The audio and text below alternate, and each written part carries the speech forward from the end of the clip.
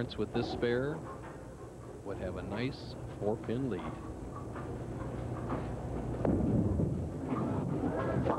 So with the win here today, as you saw, Robert Lawrence would re-qualify for the Firestone. All right, what do you do when you've never won a major? You need to qualify for the Firestone, $40,000 at stake. You know what the best training regimen is just keep your eyes on your target. Think about your form. Maintain that form. This man's probably bowled 30,000 games in his life, and these next 4 frames are the most important. So concentrate. Think about the form, not the score. 19-5 in 24 games of match play. Robert Lawrence, or rather, yes, Robert Lawrence, who was 16-8. It was Scott Devers, who was 19-5. Marshall Holman, PBA all-time money winner, $1.5 million, followed by Roth. Then, today, number 8, Letta Monticelli, $1.5 million, 266. Okay.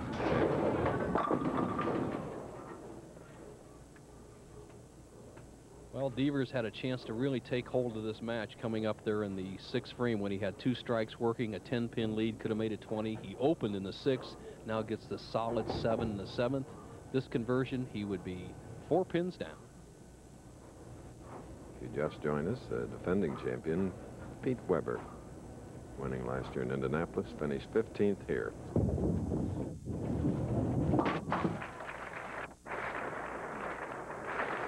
Players often talk about their own game, and Scott Devers, by his own volition, described his style as ugly, but there's that old saying, if it's not broke, don't fix it. A lot of the young players here on the tour, and they don't have success right away, and they start fiddling with their games.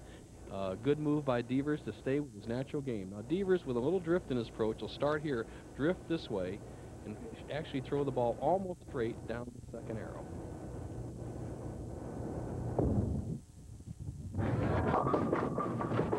And a 6-10. We're in Canandaigua between Syracuse and Rochester. We're glad our sports director at Channel 9 in Syracuse, Doug Logan, checked in to say hello. They carry our show and have a lot of viewers in the Syracuse area. You're right, Chris. And here's one of the best spare shooters in all of bowling. In the TPC Tournament Players Championship last year, in 48 games, only missed 1 spare. Robert Lawrence, who is up and ready to go, leads by 6 pins. He has a strike up, shooting now in the 8th frame. It's getting late for the U.S. Open Championship. Not often you can stand on the approach and have the U.S. Open Championship, Chris, in the palm of your hand if you can throw some strikes. That luxury is Robert Lawrence's right here.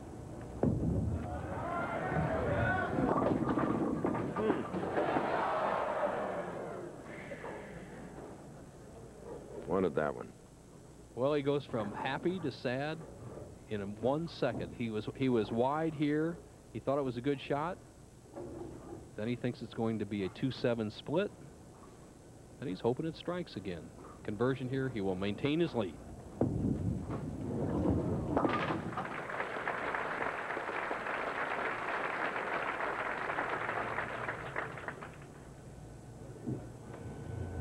As we come down the home stretch, Lawrence going at a 2:08 pace, Devers 2:02. U.S. Open at stake. 2 frames left. And in the first game, Mark Thayer defeated Bob Learn Jr. 279 to 253. Lawrence over Thayer 245 to 177. Then Lawrence over Monticelli 196 to 184. Now the 4th game as Superstars follows. Jeep Superstars and live Bluegrass Stakes.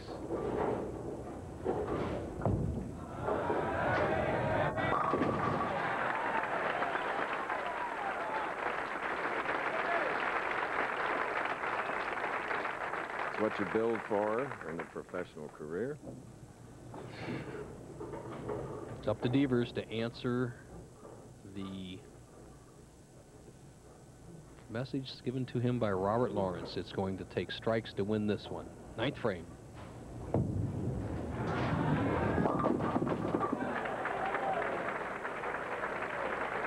It was different, but it counts. And a sedated reaction by the crowd as they didn't quite see it from the outside angles. The Devers went right through the middle, pushing the 4, 6, 7, 10 backwards. What a terrific break here in the 9th. He cannot shut out Robert Lawrence Jr., but he can retake the lead with a strike here in the 10th. 56 games during the week for Lawrence. It's been 59. This is the 57th for Devers. It all comes down to one frame right here.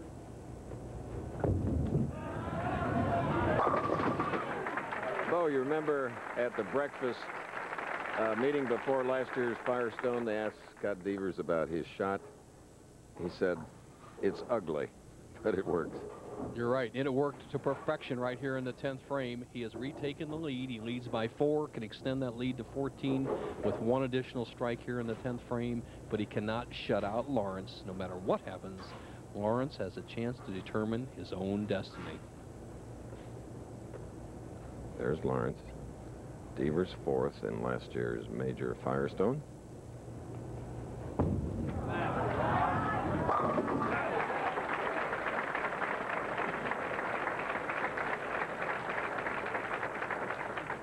Well, Devers has performed like a champion out here. He has won other titles. This is his first chance at a major.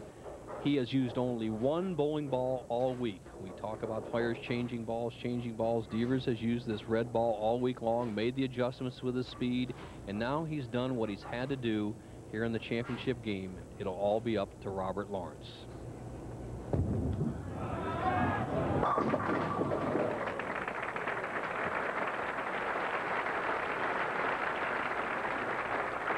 .221 for this man, Scott Devers of Richmond, Indiana.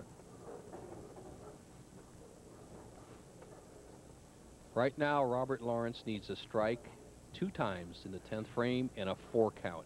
Anything less than a strike on this ball, he cannot win.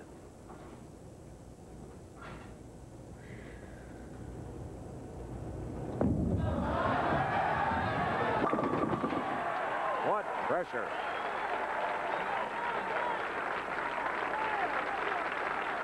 The United States Open, one of the 3 majors, along with the PBA National and the Firestone, which will be contested again 2 weeks from today.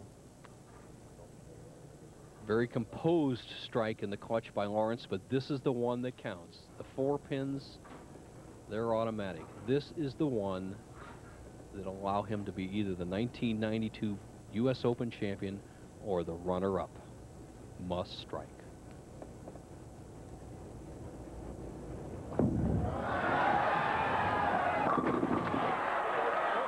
Crossing over.